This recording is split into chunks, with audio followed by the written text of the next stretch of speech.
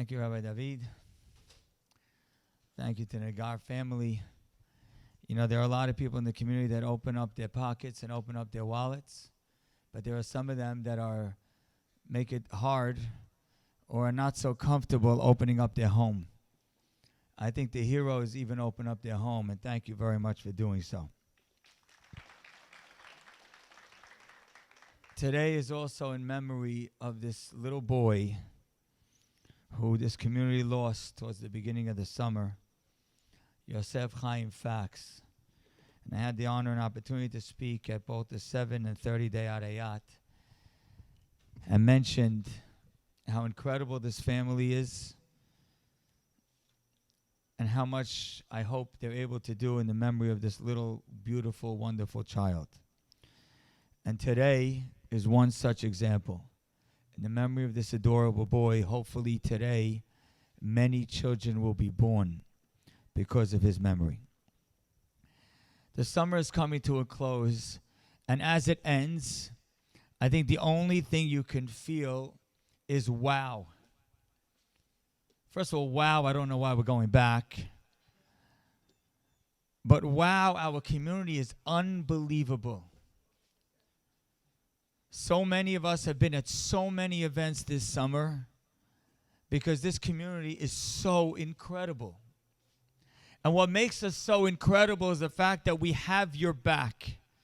And we have every little or big need. If someone doesn't have food, we have your back. If someone has an addiction problem, we have your back. If someone has a problem dating and we want to help them get married, we have their back. If someone has a problem with funds and they maybe can't even afford their rent, we have your back. We just have your back. And this organization is another incredible example of that idea. I'd like to give to you, if I can, the story and the journey of a giving hand. Most of you are going to go home right after this event is over. And when you walk into your house, you may have 1, 2, or 3, or even 4 cars parked in front of your home. You're going to walk inside the house. There'll be a bunch of kids, maybe even a bunch of grandkids running around. There might even be some mud on the floor as you walk inside because it's muddy outside. Maybe there'll be some cereal spilled in the kitchen. Maybe there'll be some tubes outside in the pool. And maybe there'll be some wrappers of some snack that they had left on the grass. And you will look around and realize that you are incredibly blessed. Because now imagine if all of that was not there. And you went to the home and it was just your car. And you walked inside and no one else was in the house. And your floor was perfectly clean and totally white. And your grass was mowed. And there was no tube in the pool. Because you have no one to share it with. It doesn't get lonelier than that. I'll always understand this pain in the teeniest form.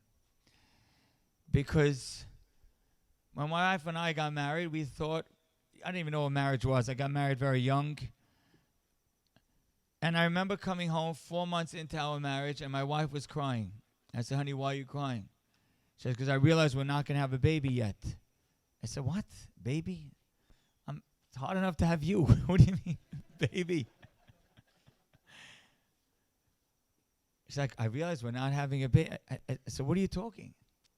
And I said, 1 second. After 4 months, if she's crying, what is a couple feeling after a year or 2 or 5 or 10? And that's where our heroes come in. The Pasuk says that Paro decreed that every boy will be thrown into the ocean, be thrown into the river. And the next pasuk says, "Vayelech ish mi bet Levi, vayikach et bat Levi." There was a man from the tribe of Levi who married a girl from Levi. And the commentaries ask a question. 1 second, you just heard the decree. The child gets thrown into the river. What are you doing? The answer is what that couple was doing is the essence, the embodiment of what Jews do. You make a decree that we can't have children. We get married and have children. And of course, that couple had the most incredible child the world has ever seen, Moshe Rabbeinu. I'd like to tell you about our little couple here today, Meir and Golda Asher. They have no kids. They had 3 miscarriages. Most people like that sit in their home, silent, and talk to each other, barely share with their parents, for sure don't share with their siblings, and have their friends guessing. Instead, they said, here's our chance. We don't have children yet. Don't stay home. Don't be sad. Don't say, woe is me. Don't sit and cry. Find a way to help other people. I don't know where you came from. I don't know what made you this way. You know, my brother mentioned my mother's house. Last night I went to my mother's house. I said, Ma, I'm speaking at Giving Hand tomorrow. I said, this couple, Meir and Golda, they're unbelievable people. My mother says, Meir and Golda, you can't even imagine what they are. A couple has to have a baby. It's hard enough to all of a sudden it costs $18,000, $20,000, $25,000 for the cycle and the process. Where are you getting that from? In the last 2 years, they began 2 years ago, they've given out $700,000 to 85 couples, 15 of which already have children, and another 17, or maybe it's whatever, are expecting children. But you know what else they're doing to every single couple in this community that doesn't have a child yet? They're saying one powerful message. We have your back. We're here. You'll try and you'll try again. There are organizations out in the Jewish world that help, but we will make sure that you get to the finish line. If you have a child, we'll make sure you have a second. If you don't have a child and they're helping you a little, we will help with the rest. We will get you there.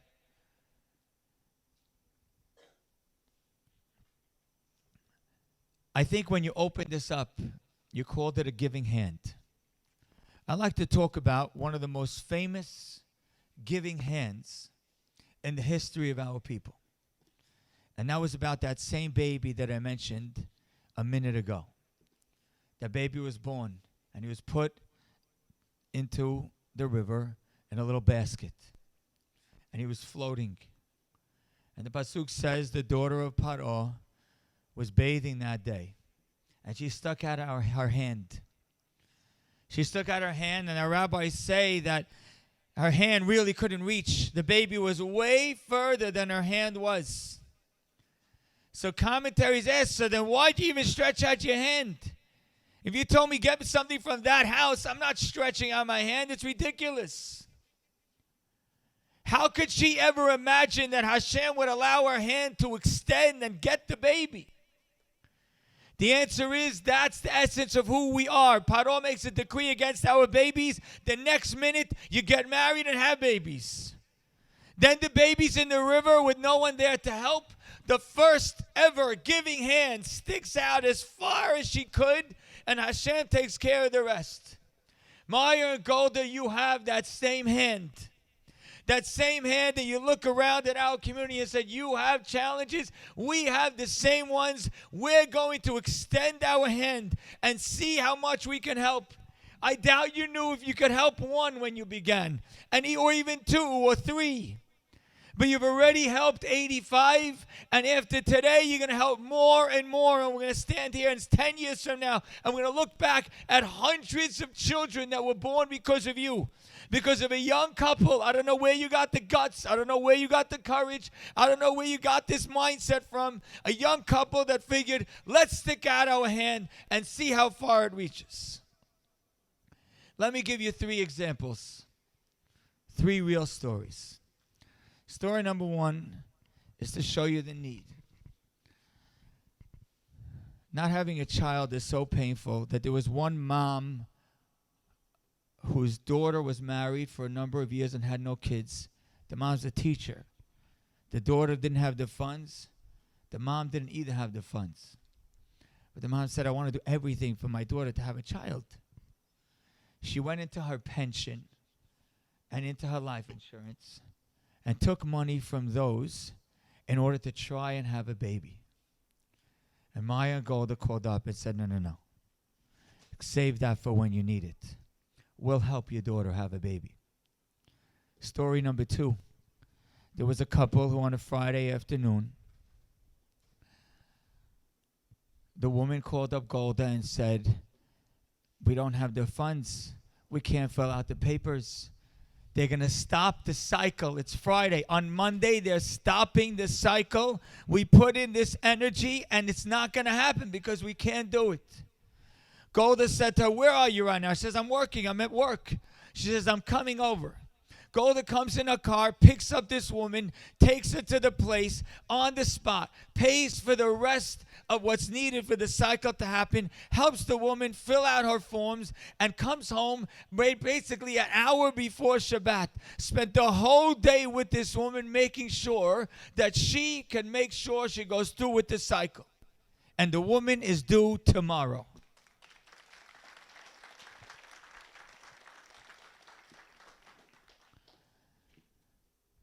Now, before I tell you a third story, I need to tell you a powerful little message. And then I'm letting you go. Then it's Harry, and it's over. There was once a couple who had a child. This is years ago. And the child had challenges, a lot of physical challenges. After a year and a half, they went to someone. They said, could you give us advice? The person said, I don't have any advice to you, but go to this woman. Her name is Rabbi Osband. She's an older woman. She's a Holocaust survivor. Her son is a major Rosh Hashiva in America today. Go to her. Maybe she could share with you, give you some strength.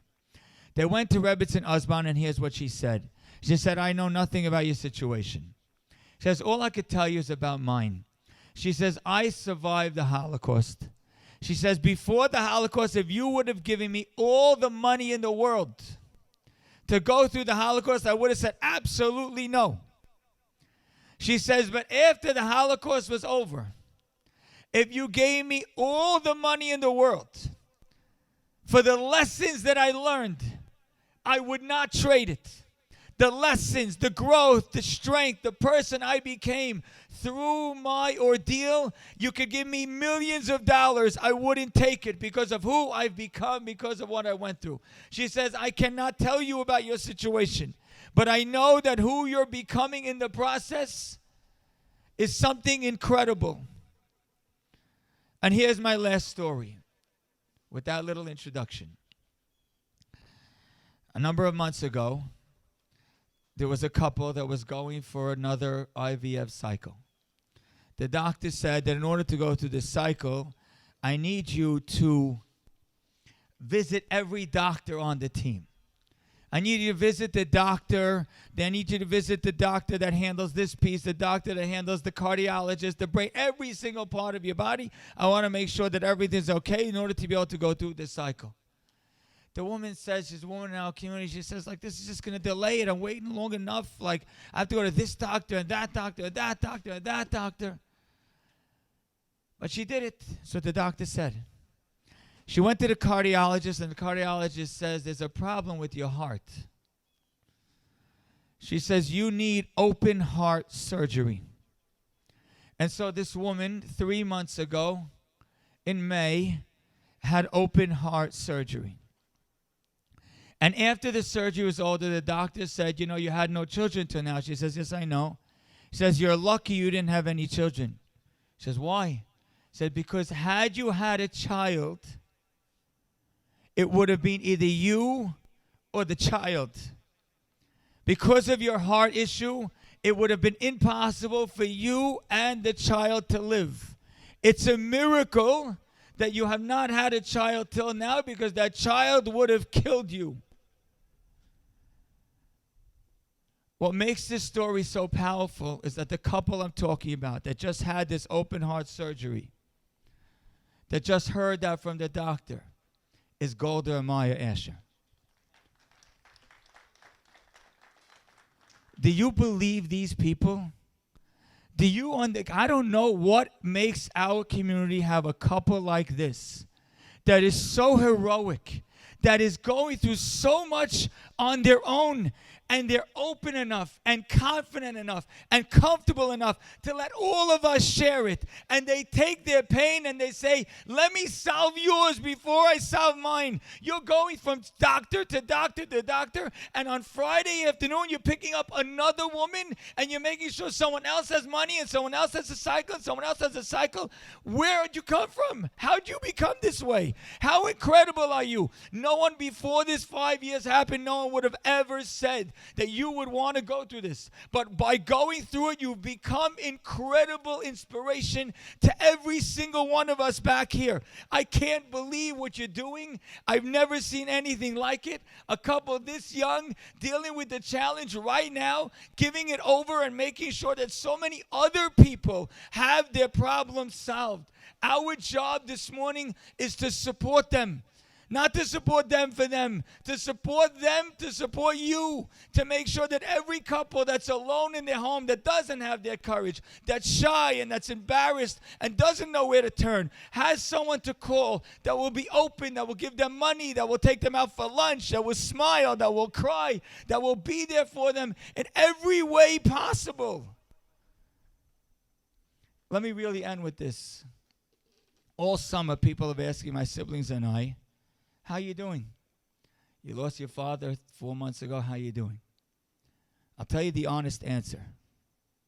This is the truth. I might cry saying it. It's not as painful as I thought it would be. I'm doing much better than I expected. And I'll tell you why. Because of one incident. The last day I went to my father's house, we knew we were taken to the hospital, and in all likelihood he was never going to come home. I was crossing the street, and my sons were crossing in front of me. And I said, 1 second. My father has kids. His kids have kids. Even if one day Hashem takes his life, my father will never leave this world, because his children are being him, and his grandchildren are dying to be him. So he's still alive. Do I miss him? Very much. But I feel like every single day, my siblings and I are doing everything in our power to be him, so that his legacy is here forever. Every single community member deserves that. Deserves to know that when they leave this earth, their legacy will be here forever. And that only happens if they know that they can have a child. It only happens if we have enough heroes in this backyard to help this heroic couple today extend their giving hand and make it go way further than they ever imagined. Thank you.